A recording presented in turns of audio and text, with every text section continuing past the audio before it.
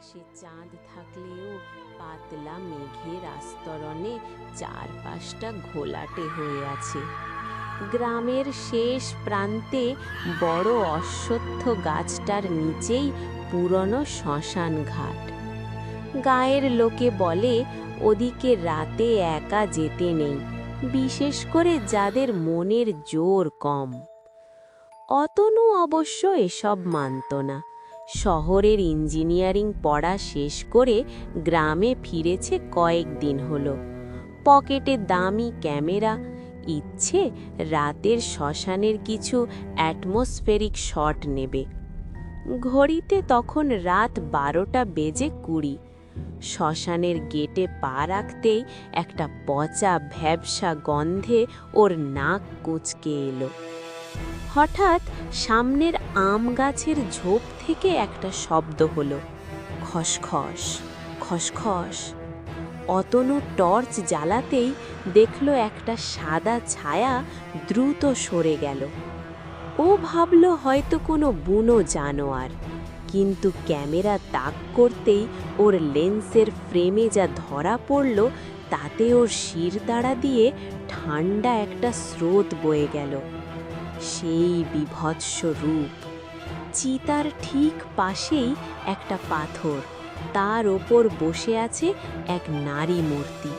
পরনে ছেঁড়া ময়লা শাড়ি, রুক্ষ লম্বা চুলগুলো হাঁটু পর্যন্ত ঝুলে আছে। মুখটা দেখা যাচ্ছে না, কারণ সে নিচু হয়ে কিছু একটা খাচ্ছে। অতনু সাহস করে একটু এগোতেই পায়ের নিচে একটা শুকনো ডাল মড়মড় করে ভেঙে গেল। মুহূর্তের মধ্যে মূর্তিটি ঘাড় ঘোরালো।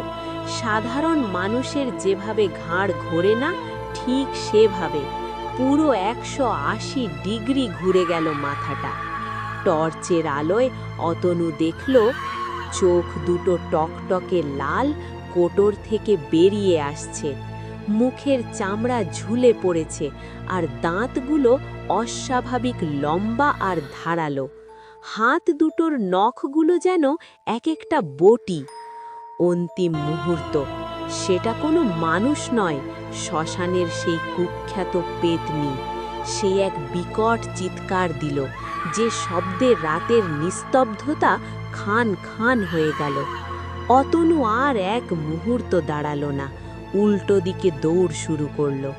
কিন্তু যতবারই সে দৌড়াচ্ছে মনে হচ্ছে সে একই জায়গায় ফিরে আসছে। শ্মশানের সীমানা যেন আর শেষ হচ্ছে না।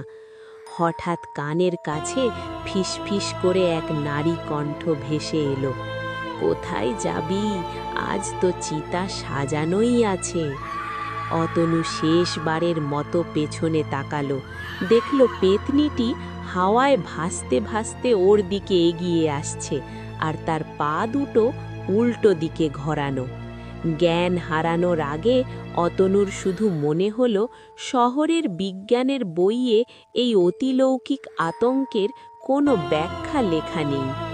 পরদিন সকালে গ্রামের লোক অতনুকে অশ্বত্থ গাছের নিচে অচৈতন্য অবস্থায় খুঁজে পায়। তার ক্যামেরার মেমোরি কার্ডটা ছিল একদম ফাঁকা, যেন গত রাতে সেখানে কোনো ছবিই তোলা হয়নি। অতনু যখন জ্ঞান ফিরে পেল, তখন সূর্য অনেক উপরে উঠে গেছে। ওর মাথাটা ছিঁড়ে যাচ্ছে যন্ত্রণায়, আর সারা শরীর জুড়ে এক অদ্ভুত জড়তা। গত রাতের কোনো স্মৃতি স্পষ্ট নয়, যেন এক ঘন কুয়াশার চাদরে সব ঢাকা পড়েছে। ও শুধু মনে করতে পারল শেষ মুহূর্তের সেই বিভৎস চিৎকার আর সেই নারকীয় রূপ, পেতনিটি। গ্রামের লোকের সতর্কতা। গ্রামের মাতব্বর হরেন কাকা ওকে বিছানায় শুয়ে থাকতে দেখে ঘরে এলেন। গম্ভীর মুখে বললেন, বাবা, আমি আগেই বারণ করেছিলাম, এই শ্মশান কোনো সাধারণ জায়গা নয়, ওটা শ্মশান ঘাটের পেতনির ডেরা। তুই যে এখনো বেঁচে আছিস, এটাই মিরাকল। অতনু কিছু বলতে চাইল, কিন্তু ওর গলা শুকিয়ে কাঠ হয়ে গেছে। হরেন কাকা ওকে এক গ্লাস জল এগিয়ে দিলেন এবং ধীরে ধীরে এক ভয়াবহ সত্য প্রকাশ করলেন। গত ২০ বছরে এই শ্মশানে যারা একা গিয়েছিল তাদের কেউ অক্ষত অবস্থায় ফিরে আসেনি। পেতনি শুধু ভয় দেখায় না, সে মানুষের আত্মাকে গ্রাস করে। আজ রাতে আবার অমাবস্যা, আজও আবার শিকারের সন্ধানে বেরোবে। ভয় আর কৌতূহল। অতনুর মনের ভেতর কৌতূহল আর ভয় দুটোই পাল্লা দিয়ে বাড়তে থাকল। ও বুঝতে পারল যে ও এক গভীর মায়াজালে আটকে পড়েছে। দিনের আলোয় ওর রাতের অভিজ্ঞতা অবিশ্বাস্য মনে হলেও পেতনির সেই চোখের দৃষ্টি ও ভুলতে পারছে না। ও জানত আজ রাতে ওকে আবার সেখানে যেতেই হবে।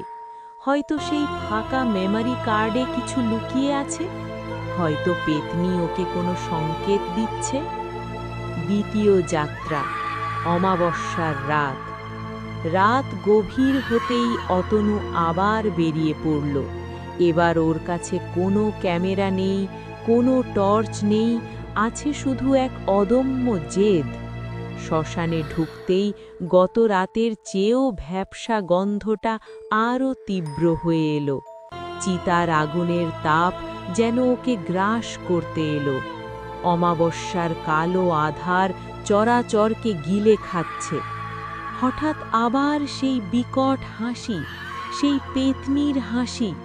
অতনু মাথা তুলতেই দেখল সেই বীভৎস রূপ, কিন্তু এবার পেতনি ওর দিকে তাকিয়ে এক বিষণ্ণ হাসি হাসল। ওর চোখ দুটো লাল নয়, বরং কেমন এক অসহায়ত্ব প্রকাশ করছে। রহস্যের উন্মোচন। তোর সাহস তো কম নয়, কিন্তু তুইও তো আমার মতো হারিয়ে গেছিস। অতনু অবাক হয়ে দাঁড়িয়ে রইল। পেতনি এবার ধীরে ধীরে ওর রূপ পরিবর্তন করতে শুরু করল। ওর চেহারার ভয়াবহতা মুছে গিয়ে এক সাধারণ নারীর রূপ ফুটে উঠল, মুখে এক করুণ করুণ আভা।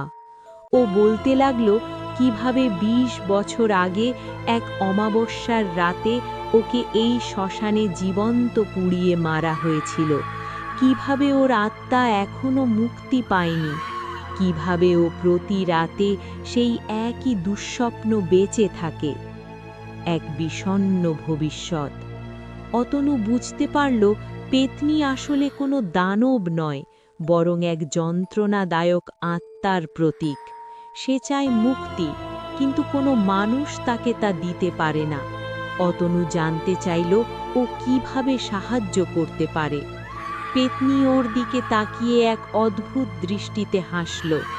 তুই কিছু করতে পারবি না, কিন্তু আমি পারব, বলেই সে হাওয়ায় মিলিয়ে গেল। পরদিন সকালে গ্রামের লোক অতনুর ঘর খুঁজে পেল, ফাঁকা। কেউ জানতে পারল না সে কোথায় হারিয়ে গেল। শুধু কিছুদিনের মধ্যেই গ্রামে আবার এক নতুন গুজব ছড়ালো। শ্মশান ঘাটের পেতনির সাথে এবার আরও এক নতুন আত্মা যোগ দিয়েছে, অতনুর আত্মা। অমাবস্যার রাতে এখনো শ্মশান ঘাট থেকে ভেসে আসে এক পুরুষের করুণ কণ্ঠস্বর আর এক নারীর বিষণ্ণ হাসি। অতনুর নিখোঁজ হওয়ার পর গ্রামের লোকে ধরে নিয়েছিল শ্মশানের মাটি তাকে গিলে খেয়েছে, কিন্তু রহস্যের আসল খেলা তখনও বাকি ছিল। যে মেমরি কার্ডটা আগে খালি ছিল, অতনুর ল্যাপটপে সেটি হঠাৎ করেই সচল হয়ে উঠল। গ্রামের এক স্কুল শিক্ষক, যিনি অতনুর বন্ধু ছিলেন, ল্যাপটপটি খুলতেই চমকে উঠলেন। ডিজিটাল প্রেতাত্মা। মেমরি কার্ডে কেবল একটি ফাইল ছিল, একটি ভিডিও। ভিডিওটি কাঁপছে। অন্ধকার শ্মশানের পটভূমিতে অতনুর মুখ দেখা যাচ্ছে। তার চোখের মণিগুলো এখন কুচকুচে কালো, আর গলার স্বর বদলে গেছে। সে বলছে, এখানে সময় স্থির হয়ে আছে। মুক্তি মানে মৃত্যু নয়, মুক্তি মানে অন্য কারো স্মৃতিতে বেঁচে থাকা। ও একা ছিল না, ও আমার জন্য অপেক্ষা করছিল। ভিডিওর শেষে দেখা যায় অতনুর পেছনে সেই পেতনিটি দাঁড়িয়ে আছে, কিন্তু এবার তার চেহারা বীভৎস নয়, বরং শান্ত। সে অতনুর কাঁধে হাত রেখেছে। ভিডিওটি শেষ হতেই অতনুর ল্যাপটপটি চিরতরে অকেজো হয়ে গেল। শ্মশানের সেই যজ্ঞ। এদিকে গ্রামে অঘটন থামল না। প্রতি অমাবস্যার রাতে শ্মশান থেকে এখন আর শুধু আর্তনাদ আসে না, শোনা যায় একটি কর্কশ বাঁশির সুর আর অতনুর গলার গুনগুনানি। গ্রামের তান্ত্রিক ভৈরব বাবা ঘোষণা করলেন, অতনু আর সাধারণ আত্মা নয়, সে এখন সেই পেতনির রক্ষক হয়ে গেছে। তারা দুজন মিলে শ্মশানের সীমানা পাহারা দেয়, যাতে আর কোনো জীবন্ত মানুষ সেখানে অপঘাতে না মরে। এক রাতে সাহসী একদল গ্রামবাসী সাহস করে শ্মশানে গেল শান্তি কামনার যজ্ঞ করতে। তারা দেখল পুরনো চিতার জায়গায় আগুনের কোনো শিখা নেই, অথচ চারপাশটা তপ্ত। অশ্বত্থ গাছের ডালগুলো নিচু হয়ে মাটির সাথে মিশে আছে, আর সেই বড় পাথরের ওপর দুটি ছায়া বসে আছে, একে অপরের দিকে তাকিয়ে। শেষ বিদায়। ভৈরব বাবা যখন মন্ত্র পড়া শুরু করলেন, তখন হঠাৎ প্রবল বেগে হাওয়া বইতে লাগল। সেই হাওয়ায় ভেসে এলো অতনুর স্পষ্ট গলা, শান্ত হও বাবা, আমরা এখন শান্তিতে আছি। এই শ্মশান আর ভয়ের আস্তানা নয়, আমাদের ঘর। সেই রাতের পর থেকে শ্মশানের সেই ভ্যাপসা গন্ধটা কর্পূরের গন্ধে বদলে গেল। পেতনির সেই কুৎসিত রূপ আর কেউ দেখেনি। যারা ভুল করে রাতে ওদিক দিয়ে যায়, তারা শুধু দেখে একজোড়া ছায়া কুয়াশার মধ্যে মিলে মিশে যাচ্ছে। গ্রামের সীমানার সেই শ্মশান ঘাট এখন আর ভয়ের নয়, বরং এক রহস্যময় প্রেমের ট্র্যাজেডি হয়ে রয়ে গেল। অতনু শহর থেকে এসেছিল ছবি তুলতে, কিন্তু শেষ পর্যন্ত সে নিজেই একটি শাশ্বত ছবির অংশ হয়ে গেল।